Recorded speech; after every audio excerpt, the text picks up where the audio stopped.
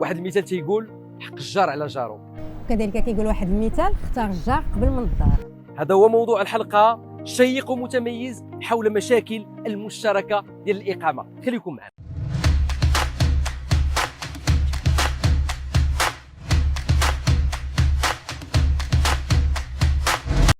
السلام عليكم، مرحبا بكم معنا من جديد في حلقه جديده من برنامج خبراء العقار. من خلال تجربتنا انا ونوال، بعض الناس كيبغيو يبيعوا الدار ديالهم وكتعطل شي شويه في البيع، وهنا كيكونوا بعض الاسباب بحال منين كندخلوا للدار كنبداو نسمعوا الصوت والصداع ديال الجيران. وكاين سبب اخر اللي هو مهم بزاف ودوينا عليه في حلقات سابقه، وهو العنايه بالاقامه، او لا مفهوم غادي ندوي عليه، وهو نظام الملكيه المشتركه اللي هو السندي. عندك الصحة منصف، هادو نقاط مهمة ومشاكل كنطيحوا فيها كنا، واليوم انا غادي ندوي على الصداع ديال الجيران، لانه هذا مشكل كنطيحوا فيه كنا وعنده الحل الحمد لله. اليوم ولينا كنلقاو بعض المواد وهي اللي غندويو عليها اليوم. غادي نعطيكم النصائح وشنو هما هاد المواد وكيفاش نستعملوهم. دونك عندنا العازل الصوتي، فيه طبيعي وفيه الاصطناعي ولا السينثيتيك. الطبيعي بحال الفلين، بحال القطن، بحال الزجاج الصوفي ولا الزجاج الحجري ولا لا لين دو روش ولا لا لين دو فير اللي كنستعملوها. وكذلك الاصطناعي ولا السينثيتيك هي ديك لاموس اللي كنديروها هكا في الحيط، كتنفخ هكا باش كتحبس لينا هذاك الصوت ديالنا. بيان سور ماشي 100%، ولكن كيبقى واحد الحل اللي كنستعملوه باش كنحيدوا شويه ديال الصداع ديالنا. عندي سؤال انا نوال، بالنسبه لهاد التقنيه اللي دويتي عليها ديال لا لين دو روش ولا لين دو فير، لا لين دو فير، بالنسبه للناس اللي يلاه غادي تدخل للدار واش يمكن لها ديرها، وحتى الناس اللي ديجا ساكنه واش غادي يخصهم يهرسوا يهدموا الحيوطه ديالهم ولا يمكن يدير فوق الحيط؟ اكزاكتومون هادشي اللي كنت غادي نفسر كيفاش غادي نحطوا ولا غنستعملوا هاد المواد. مع الاسف هما في الحقيقه خصهم يكونوا في الاول في البني. علاش؟ لان هاد المواد كيتستعملوا بين جوج حيوط، خاص الحيط الاول وكيدار هاد العازل لانه هما بحال بلايك ولا بحال لاموس اللي قلنا، وعاد كنجيو نغلفوا الحيط ديالنا اما بحيط واحد اخر ولا بالبياتريز يعني هذاك القبس. هاد المواد هادو مع الاسف كيضيقوا لينا شويه المساحه ديال الدار. دونك اللي ساكن فيمكن له يديروا، ولكن فيه شويه ديال التماره وغادي نعم فيها شويه ديال الوسخ. اما الناس اللي يلاه غادي يبنيو فمن الاحسن يستعملوه في الاول، وهكا كينقصوا شويه ديال الصداع ديالنا. دونك كنقدروا نستعملوه في السقف كذلك في الحيوطه. دونك هادو مواد زوينين كنستعملوهم باش كنقصوا الصداع ديالنا ماشي 100%.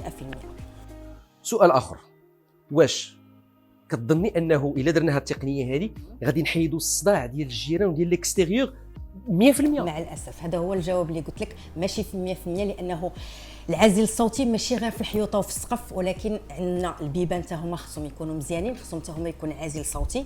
كذلك الشراجم غادوينا عليهم في بزاف الحلقات ديال لو دوبل فيتراج ولا الجاج اللي مدوبل. خاصنا هاد ثلاثه الحوايج يكونوا عندنا. الا درنا هي الحيوط فكنقصوا واحد 60%، اما الا عاوننا حتى بالشراجم وكذلك حتى البيبان كيكونوا حتى هما عازل صوتي، فهكا كنوصلوا تقريبا حتى ل 80% باش كنحيدوا الصداع ديال الجيران. وهذا الشيء ما كيكونش ضايع، لانه كل ما الانسان استثمر في هذه التقنيه ديال العازل الصوتي راه تتزاد له في القيمه ديال الدار ديالو، ياك نوال؟ اكزاكتومون داكشي اللي بغيت ندوي على التكلفه باش الناس ما يتخلعوش. الاثمنه راه كاين من 300 درهم للفوق، ولكن انا كنصح باللي غادي يبني يديروا على الاقل في الحيوطه ولا على الاقل دوبل فيتراج، هكا كتزاد القيمه ديالنا، راه حتى حاجه ما كتضيع. راه الا درناها والناس اللي بغاو يشريو من بعد راه كيعرفوا بانه ما غيكونش عنده صداع تكون الدار هكا محتفظه من الصداع ديال الخير. شكرا بزاف نوال على المعلومات. كاين حتى شي مشكل. وكيف قلت لكم، ما بين الحوايج اللي كيزيدوا في القيمه ديال الدار كاين هذا الشيء ديال الصداع ديال الجيران او الصداع دو الاكستيريور على العموم، وكاين ايضا العنايه بالاقامه اللي حتى هي كتزيد في القيمه ديال العقار ديالنا، واللي هو نظام الملكيه المشتركه. خليكم معنا، انا غادي نفسر لكم. السنديك يقدر يكون من احد الساكنه، وهو تيكون رئيس ديال هذاك المكتب اللي جمع، كيكون النائب ديالو وكيكون لو تريزوري اللي هو الامين العام. هنا هذا الشخص هذا تيكون بصفته تطوعي، ما كيتخلصش، الله يجازيه بخير، تتكون عنده النفس على الاقامه ديالو، وهو اللي تياخذ الرئاسه ديالها باش كيصرع العنايه ديالها. اولا السنديك كيقدر يكون من طرف شركه تسيير اللي هو المكتب خولها باش تحكم في التسيير والعنايه ديال الاقامه. نظام الملكيه المشتركه واللي تنقولوا له لو سنديك هو مفهوم تسيير الاقامه باجملها، ولكن ماشي ديال الديور، لا، ديال المناطق المشتركه ديال هذيك الاقامه. السنديك عنده واحد الدور مهم بزاف في العنايه ديال الاقامه ديالو، وتيسهر على باش تيطبق بصرامه القانون الداخلي ديال الاقامه. مكتب السنديك او مكتب نظام الملكيه المشتركه كيتعين عن طريق جمع عام. شنو هو الجمع العام؟ الجمع العام هي مجموعه من الساكنه اللي كتجمع واحد النهار وكيفوطيو تيقولوا هذا السيد حنا بغيناه سنديك، وهذا السيد بغيناه النائب ديالو، وهما اللي غادي يدويو بصوتنا، وهما اللي غادي يسيروا هذه الاقامه هذه. ما بين اهم وظائف هذا السنديك هادو لاش كيصلح؟ اولا هو اللي كيحدد الميزانيه ديال العام من حيث الحراسه، من حيث النظافه، من حيث المسبح الا كان، من حيث بزاف ديال الحوايج كيحدد الميزانيه هذه. والوظيفه اخرى اللي هي مهمه هو انه كيدور على الناس باش كياخذ الفلوس ديال الواجبات باش يقدروا يسيروا الاقامه ديالهم. وظيفه اخرى واللي هي مهمه بزاف وهو تسيير الحسابات ديال اللي دخل وديال المصاريف اللي كتخسر على هذه الاقامه هذه اثناء هذاك لو موندا ديالو او هذاك الوقيته اللي كيكون هو معين فيها. هنا غادي تقولوا لي فين كيدخل السنديك في الاقامه؟ السنديك هو وسيط ما بين الاقامه والساكنه. هذا الشخص او هذه الشركه هذه كيفك بزاف ديال المشاكل.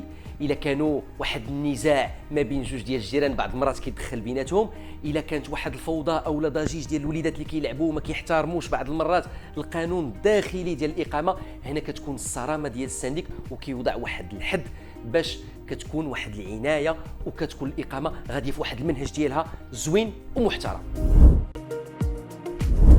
بعض منكم غادي يسول علاش ملي كنكون غادي نمشي نشري داري عند النوطير تيقولوا لي خصك تخلص عام او عامين ديال السنديك. هاد العامين هادي باش المكتب ديال نظام الملكيه المشتركه كيخدم مرتاح وما كيبقاش يمشي يدور على الناس ويقول لهم خلصوا. منصف، انا عندي واحد السؤال. الناس اللي ما كيبغيوش يخلصوا تيقول لك مثلا انا ساكن غير في الغيت شوسي، ما كنبغيش نستعمل لاسانسور، ولا الطوموبيله ما عنديش ما نخلصش هذاك ما يدخلش الكراج، فوالا ما كيبغيش يدخل الكراج. شنو الحل؟ واش كيتابع قضائيا؟ شوف، قبل ما غادي نهضر على العواقب ديال الناس اللي ما كتخلص السنديك، غادي نهضر على شنو تيطرى للاقامه بعدا. هي الاولى لانه ملي كندخل على واحد المجمع سكني في السنديك ماشي كلشي الناس كتخلص طبعا، وهنا كتقاس الميزانيه ديال الاقامه. ما كيبقاش عندنا باش نخلصوا الحراس، ما كيبقاش باش نخلصوا الناس اللي كيديروا لونتروتيان ديال المساحات الخضراء الا كان فيها مسبح، ما كيبقاش باش يتصايب، ما كيبقاوش عندنا الفلوس باش نديروا بزاف ديال الحوايج. وزياده على هادشي هو ملي ما كنلقاوش الفلوس كيطيح الضوء، ما كيبقاش الضوء وما عندناش باش نستعملوا المصعد، وهذا تيكون خطير بزاف. كنقسم القيمه ديال. دابا غادي نجيك للعواقب ديال هادشي، واللي انا الصراحه ما كنتش بغيت انني ندوي على هذا الموضوع هذا، ولكن مع كامل الاسف بعض الناس ما كتبغيش تخلص السنديك ديالها لاسباب الله اللي عالم. مي العواقب ديالها هو كيكون واحد متابعه قضائيه.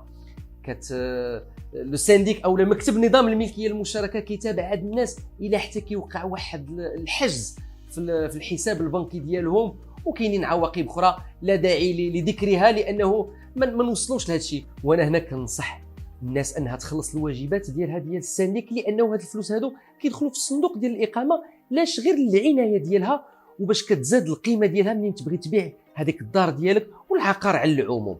وهذا ما كاين نوال. شكرا على النصائح. نتمنى ان النصائح اللي عطيتكم انا في العزل الصوتي يكونوا فادوكم، وبيان سور منصف راه عطاكم فسر لكم شنو هو السنديك وبسطوا لكم والمصطلحات ديال السنديك حتى. شكرا، والى اللقاء في الحلقه الجايه ان شاء الله مع خبراء العقار، والى اللقاء.